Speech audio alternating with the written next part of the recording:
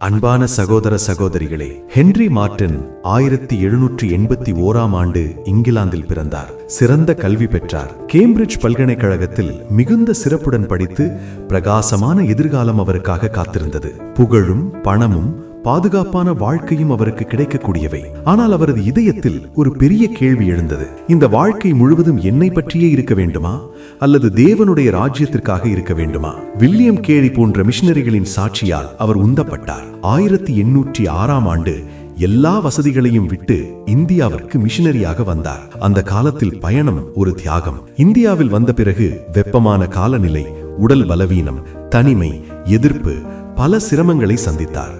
இருந்தாலும் அவர் பின்னடையவில்லை. அவர் உருது, பெர்ஷிய மற்றும் அரபு மொழிகளை கற்றுக்கொண்டு புதிய ஏற்பாட்டை மொழிபெயர்த்தார். அவர் செய்த வேதாகம பணி ஆயிரக்கணக்கான மக்களுக்கு தேவனுடைய வார்த்தையை கொண்டு சென்றது. உடல் நலம் குறைந்திருந்த போதும் அவர் இதயத்தில் ஒரு தீ எரிந்து கொண்டே இருந்தது.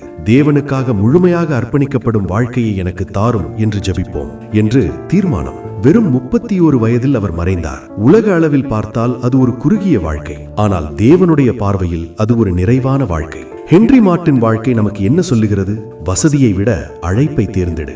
இளம் வயதிலும் தேவன் பெரிய காரியங்களை செய்ய முடியும். சிரமங்கள் வந்தாலும் சேவையை நிறுத்தாதே.